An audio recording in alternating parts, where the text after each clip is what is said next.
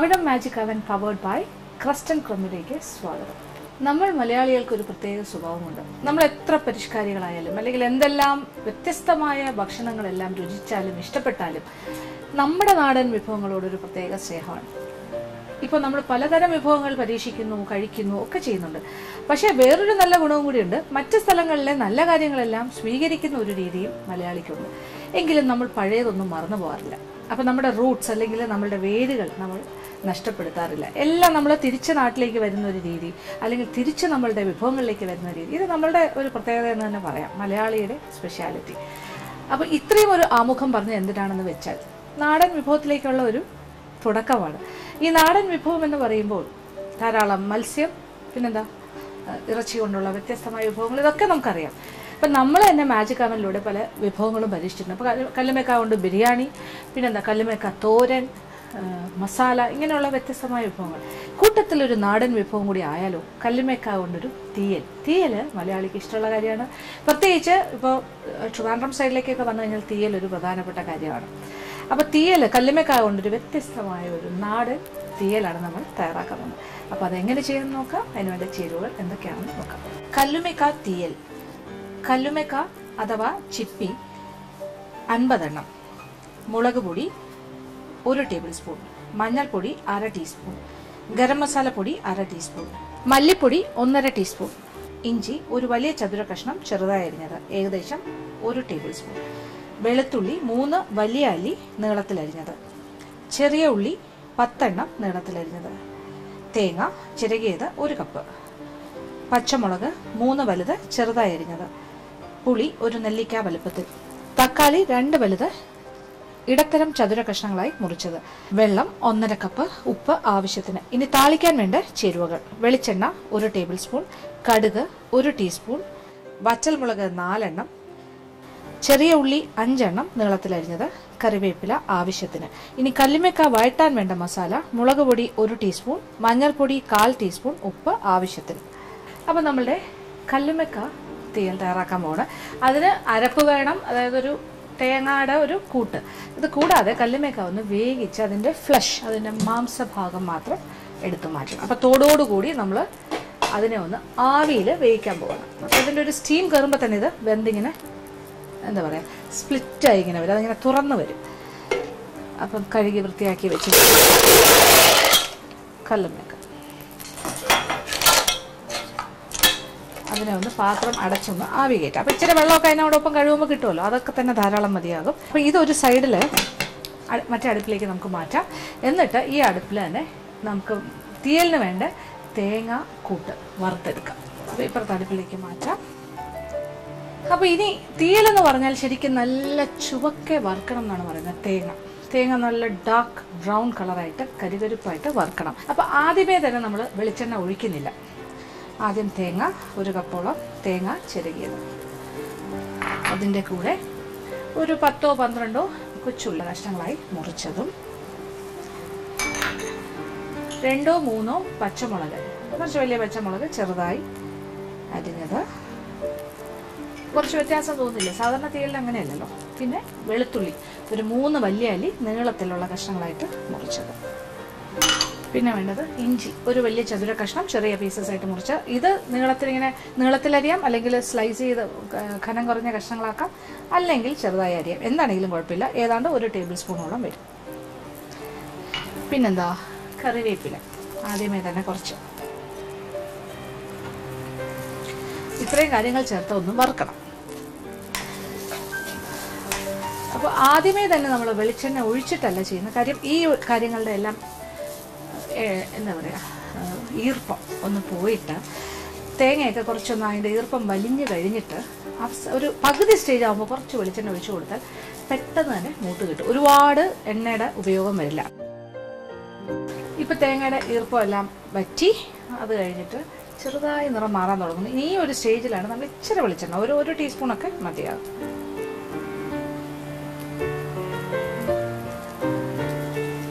1 teaspoon വെളിച്ചെണ്ണ, 1 teaspoon വെളിച്ചെണ്ണ ഒഴിച്ചു. ഇനി നമ്മൾ കൈയെടുക്കാതെ ഇടയ്ക്കിടയ്ക്ക് ഇളക്കി മൂപ്പിക്കണം.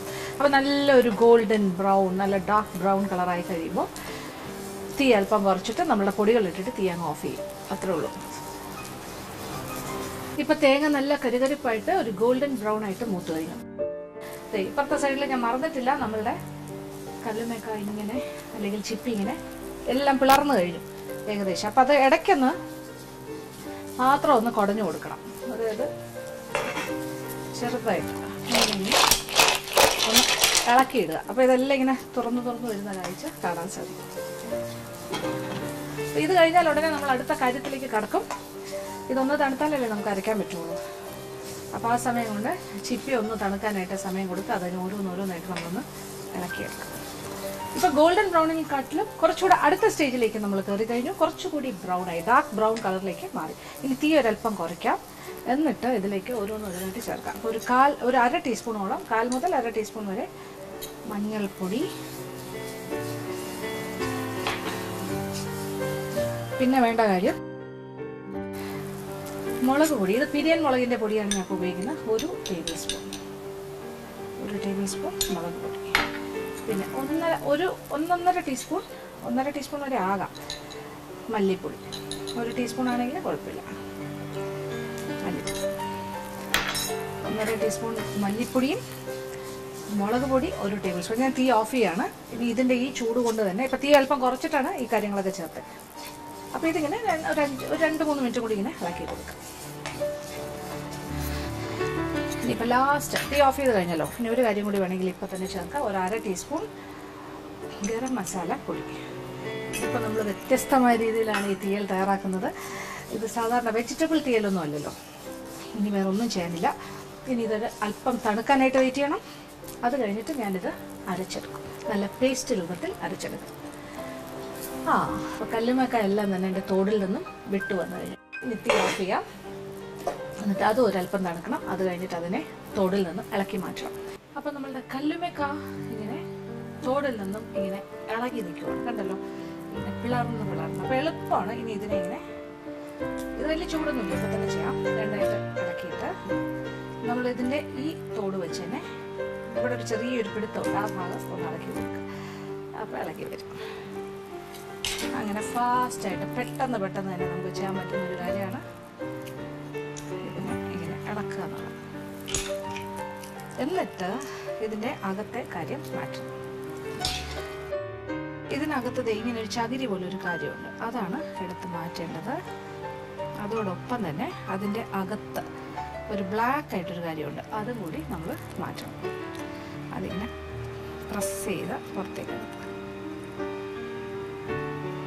ഇങ്ങനെയുള്ള 2 കാര്യങ്ങളാണ് ചെയ്യേണ്ടത്.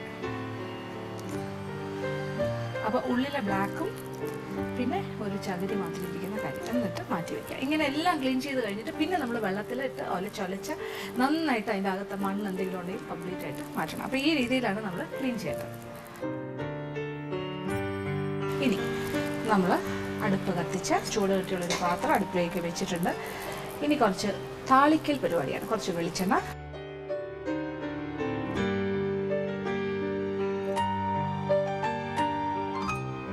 എണ്ണ നല്ല ചൂടായി കഴിഞ്ഞാൽ കടുക് ഇട്ടൊന്ന് താളിക്കണം.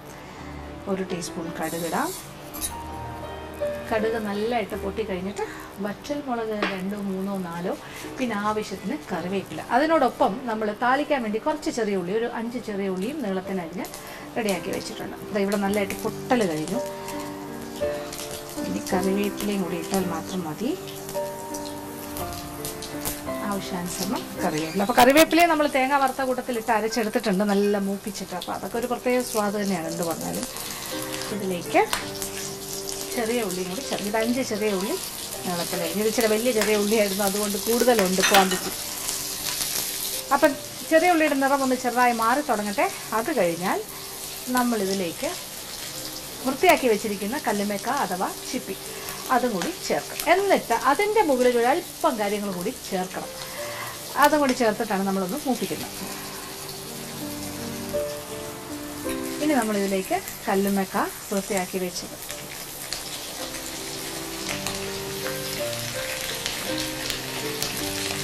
അതിന് ഇച്ചിരി വെള്ളമൊക്കെ ഉണ്ട് അതിൻ്റെ ഇതിൽ. അതാണ് ഒരു ചെറിയ പൊട്ടൽ കഴിക്കുന്നത്. ആ വെള്ളം ഉള്ളത് കൊണ്ട് ഒരു ചെറുതായിട്ട് ഇങ്ങനെ പൊട്ടലും ചീറ്റലും എല്ലാം ഉണ്ടാകും.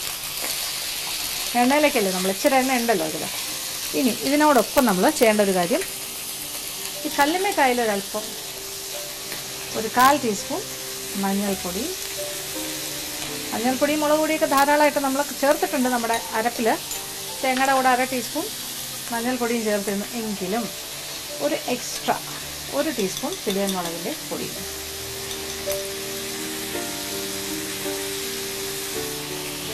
ഇല്ല, കല്ലുമ്മക്കായ്ക്ക് ഒരു ഫ്രൈഡ് ലുക്ക് വരട്ടെ. നല്ല മണം. അപ്പം കല്ലുമ്മക്ക വറുത്ത പോലെയാണ് ഏകദേശം. അതിൻ്റെ ഒരു ഭംഗി കണ്ടോ? ഇപ്പോൾ കളർ മാറിയപ്പോൾ ആ മഞ്ഞൾപ്പൊടിയും മുളക് പൊടിയും ഒരല്പം ഉപ്പും കൂടി ചേർക്കാം.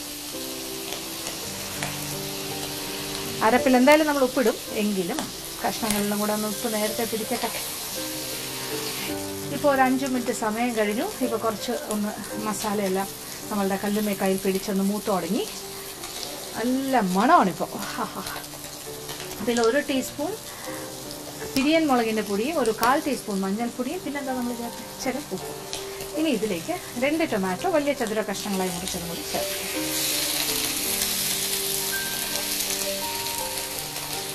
ഒരു 2 മിനിറ്റ് ഒന്ന് വഴറ്റി കൊടുക്കുക. അപ്പോൾ ചെറുതായിട്ട് ടൊമാറ്റോ ഒന്ന് വാടി തുടങ്ങുന്നവരെ മാത്രം. അപ്പോൾ ടൊമാറ്റോയും ചെറുതായിട്ടൊന്ന് വാടി തുടങ്ങി.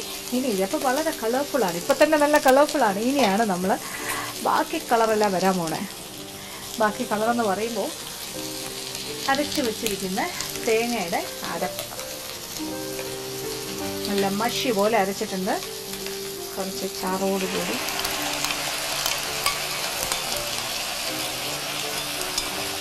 ഇതിൻ്റെ കൂടെ കുറച്ച് വെള്ളവും കൂടി ചേർക്കാം. 1-1.5 കപ്പ് വരെ ആകാം.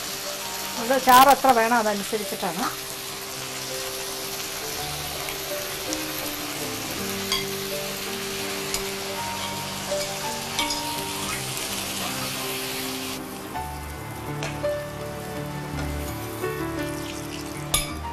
നല്ലൊരു ഇറച്ചിക്കറി വയ്ക്കുന്നതിൻ്റെ മണമാണിപ്പോൾ.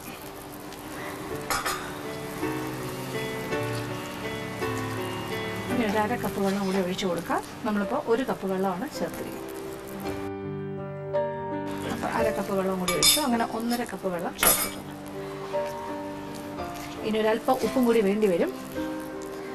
ഒരല്പം ഉപ്പും കൂടി വേണം. ഉപ്പും കൂടി ചേർക്കാം. ഇത് നമുക്ക് പാത്രം ഒന്ന് അടച്ച് ഇത് വേവിക്കുക. ഇത് വെന്തതാണ്, എങ്കിലും ഈ അരപ്പിൻ്റെ കൂടെ കിടന്ന് നന്നായിട്ടൊന്ന് വേകട്ടെ. അപ്പോൾ നമുക്ക് പാത്രം ഒന്ന് അടച്ച് ഇതെല്ലാം ഒന്ന് പാകത്തിന് വേഗം വെയിറ്റ് ചെയ്യാം. അതുവരെ ഒരു ഷാർപ്പ് മാജിക് കുടി.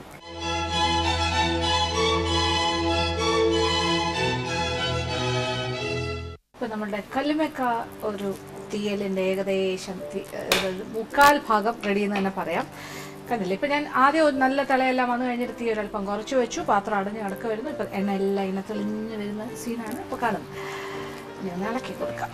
നല്ല കുറുകിയ ചാറോടുകൂടി.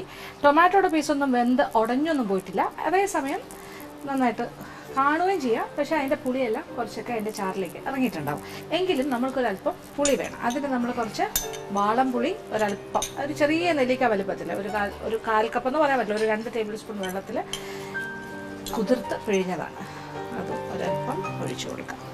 അത് പുളി ഓരോരുത്തരുടെ ആവശ്യാനുസരണമാണ് ചേർക്കേണ്ടത്. പുളി ഉപ്പെല്ലാം അതനുസരിച്ച്. എന്നിട്ട് വീണ്ടും കുറച്ച് നേരം കൂടി ഒരു 5 മിനിറ്റും കൂടി പാത്രം അടച്ചൊന്ന് ഇതൊന്ന് തിളയ്ക്കാനായിട്ട് സമയം കൊടുക്കും. അപ്പോൾ ഈ പുളിയൊക്കെ പുളിക്ക് കൊണ്ടൊരു ചെറിയ പച്ചച്ചുവയൊക്കെ അതൊന്ന് മാറട്ടെ. എന്നിട്ട് നന്നായിട്ട് ഈ അരപ്പിലേക്ക് ഒന്ന് പുളി പിടിക്കട്ടെ. അത് കഴിഞ്ഞാൽ നമ്മൾ വിളമ്പുന്ന പാത്രത്തിലേക്ക് മാറ്റും.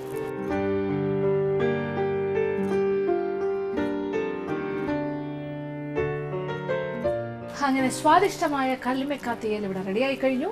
അപ്പം നല്ല ചൂട് ചോറിൻ്റെ കൂടെ കഴിക്കാൻ പറ്റിയ രൂപമായിരിക്കും. പിന്നെ ഇത് എന്തിൻ്റെ കൂടെ വേണമെങ്കിലും കഴിക്കാം. ദോശയുടെ കൂടെയോ പുട്ടിൻ്റെ കൂടെയോ ആപ്പത്തിൻ്റെ കൂടെയോ എന്തിനു പറയുന്നു, ബ്രെഡിൻ്റെ കൂടെ വേണമെങ്കിലും കഴിക്കാം. തീർച്ചയായിട്ടും പരീക്ഷിക്കുക, എല്ലാവർക്കും ഇഷ്ടം. ഇനി അടുത്തതായി മാജിക് ആവിൻ്റെ second recipe of the week. ഈ ആഴ്ചത്തെ സെക്കൻഡ് റെസിപ്പി ഒരു മധുരമാണ്. ഇതൊരു പുഡിങ്ങാണ്. ഈ പുഡിങ് എന്ന് പറഞ്ഞാൽ ഒരു നാടൻ സ്വാദുള്ളൊരു പുഡിങ് എന്ന് പറയാം. ഇതൊരു കുറുക്ക് പുഡിങ് എന്ന് നമുക്കതിനെ പേരിടാം. കാരണം ഇതിൻ്റെ ഒരു സ്വാദം എന്ന് പറഞ്ഞാൽ ഒരു കുറുക്കിൻ്റെ സ്വാദാണ്.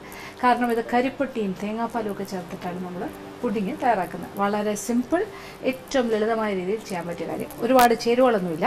കുറുകിയ തേങ്ങാപ്പാൽ 1 കപ്പ്, കരിപ്പട്ടി ചീകിയത് 3/4 കപ്പ്, വെള്ളം 1/2 cup, gelatin 3/4 tablespoon, gelatin കുതിർക്കാൻ ആവശ്യമായ വെള്ളം 1/4 കപ്പ്. ഞാനിപ്പോൾ ഒരു ചെറിയ അളവിനാണ് ഉണ്ടാക്കി കാണിക്കുന്നത്. അപ്പോൾ 1 കപ്പ് തേങ്ങാപ്പാൽ, അതിനോടൊപ്പം നമ്മളൊരു 1/4 കപ്പോളം അല്ലെങ്കിൽ ചീകിയെടുത്ത കരിപ്പട്ടി. അപ്പോൾ കരിപ്പട്ടി ആദ്യം ഒന്ന് ഉരുക്കണം. അപ്പോൾ ഒരു 1/4 കപ്പ് കരിപ്പട്ടി ഒരു പാത്രത്തിലേക്ക് മാറ്റാം. അതിൻ്റെ കൂടെ കുറച്ച് വെള്ളം, ഏകദേശം ഒരു 1/2 കപ്പ് വെള്ളം എന്ന് പറയാം. 1/4 കപ്പ് മുതൽ 1/2 കപ്പിനകത്ത് വെള്ളം ഒഴിച്ച് നമ്മളൊന്ന് ഉരുക്കിയെടുക്കുന്നു. 1/2 കപ്പ് തികച്ച് വേണമെന്നില്ല. എന്നിട്ട് അടുപ്പ് കത്തിച്ച് കൊടുക്കാം. അപ്പോൾ കരിപ്പട്ടി ഉരുകുന്ന സമയം കൊണ്ട് നമ്മൾക്ക് ഒരു കാര്യം ചെയ്യാം. നമ്മളൊരു 1/4 ടേബിൾ സ്പൂൺ, ഏതാണ്ട് 1 ടേബിൾ സ്പൂണിൻ്റെ 1/4 ഭാഗം, വലിയ സ്പൂണിന് 1/4 ഭാഗം ജലറ്റിനിലേക്ക് നല്ല തണുത്ത വെള്ളം, ഐസ് വാട്ടർ, ഏകദേശം ഒരു 1/4 കപ്പ്, 1/4 മുതൽ 1/2 കപ്പ് വരെ ആകാം, ഇത് കുതിരാനായിട്ട് വയ്ക്കാം.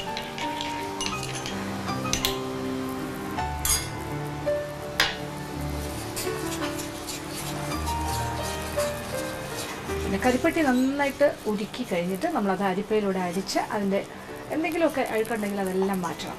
സാധാരണ കരിപ്പട്ടി, ശർക്കര എന്നൊക്കെ ഉള്ള കാര്യങ്ങൾക്കെല്ലാം എന്തെങ്കിലുമൊക്കെ കാണും, ചില പൊടിയും അഴുക്കും എല്ലാം ഉണ്ടാവും, എത്ര ശുദ്ധമായതാണ് എന്ന് പറഞ്ഞാലും. അപ്പോൾ കരിപ്പട്ടി കുറുകിയ രീതിയിലേക്ക് തിളച്ച് കുറുകിയ ഒരു പാനീയമായി മാറിക്കഴിയും. തീ ഓഫ് ചെയ്യാം. എന്നിട്ട് ഇതൊന്ന് അരിച്ച് വേറൊരു പാത്രത്തിലേക്ക് മാറ്റാം. അപ്പോൾ 2 കാര്യങ്ങൾ. ഇനി എന്താണ് ചെയ്യുന്നത്? അങ്ങനെ ഉരുക്കി അരിച്ചെടുത്ത് കരിപ്പട്ടി സിറപ്പ് ഒരു പാത്രത്തിലേക്ക് മാറ്റി ഇനി അതിലേക്ക് നല്ല കുറുകിയ തേങ്ങാപ്പാലാണ് നമ്മൾ ഒഴിക്കാൻ പോകുന്നത്. 1 കപ്പ് കുറുകിയ തേങ്ങാപ്പാൽ.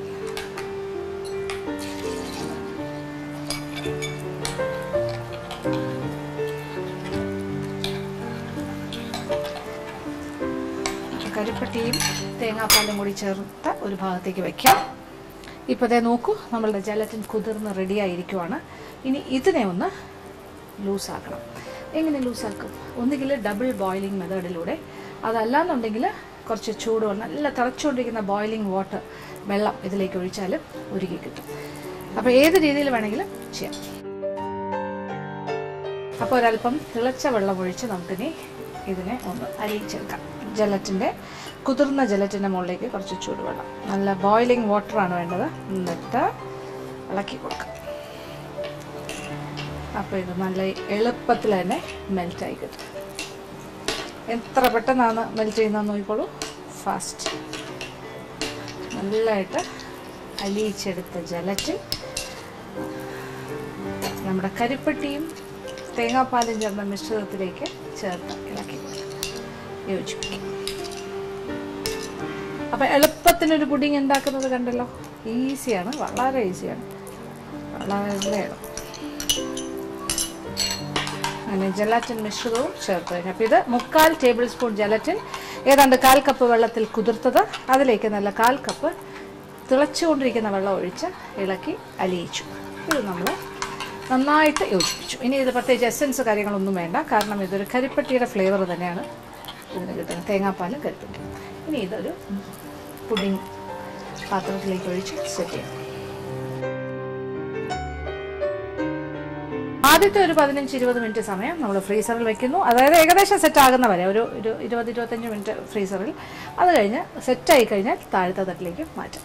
ഇപ്പോൾ ഏകദേശം അരമണിക്കൂർ സമയം കഴിഞ്ഞു. ഫ്രീസറിൽ ഇരുന്ന് തന്നെ അത് സെറ്റായി. പിന്നെ ഞാൻ പുറത്തേക്ക് എടുത്തു. ഇനി ഇത് താഴത്തെ തട്ടിൽ വെച്ചാൽ മതി. നന്നായിട്ട് ഉറച്ചു കഴിഞ്ഞു നമ്മളുടെ പൊടി. ഇത് ഇഷ്ടമുള്ള ആകൃതിയിൽ കട്ട് ചെയ്ത് വിളമ്പാവുന്നതാണ്. അപ്പോൾ എളുപ്പത്തിൽ തന്നെ നമ്മളൊരു കുറുക്ക് പുഡിങ് തയ്യാറാക്കിയാലോ. ഈ പുഡിങ്ങിന് ഒരു കുറുക്കിൻ്റെ സ്വാദായിരിക്കും. അപ്പോൾ തീർച്ചയായിട്ടും പരീക്ഷിക്കുക, എല്ലാവർക്കും ഇഷ്ടം. ഇന്നത്തെ എപ്പിസോഡിൽ കാണിച്ച 2 വിഭവങ്ങളും എല്ലാവർക്കും തന്നെ ഇഷ്ടപ്പെട്ടാണെന്ന് വിചാരിക്കുന്നു. ആദ്യം കാണിച്ചത് വളരെ നാടനായിട്ടുള്ള കല്ലുമേക്ക അല്ലെങ്കിൽ ചിപ്പിത്തിയലാണ്, തയ്യാറാക്കാൻ പറ്റിയൊരു കാര്യമാണ്. രണ്ടാമത് കാണിച്ചതാണെങ്കിൽ എളുപ്പത്തിൽ തന്നെ ചെയ്യാൻ പറ്റിയ ഒരു പുഡിങ്ങാണ്. ഇതൊരു നാടൻ സ്വാദുള്ളൊരു പുഡിങ്. അപ്പോൾ ആ നാടൻ സ്വാദിനെ നമ്മളൊരു വെസ്റ്റേൺ സ്വാദായിട്ട് ഒരു ജലറ്റിൻ്റെ സഹായത്തോടു കൂടി ഒരു പുഡിങ്ങാക്കി മാറ്റിയിരിക്കുകയാണ്. എന്തായാലും പരീക്ഷിക്കുക, എല്ലാവർക്കും ഇഷ്ടം. ഇന്നത്തെ എപ്പിസോഡ് ഇവിടെ അവസാനിക്കുകയാണ്. വീണ്ടും പുതിയ വിഭവങ്ങളുമായി മാജിക് അവനിലൂടെ കാണാം.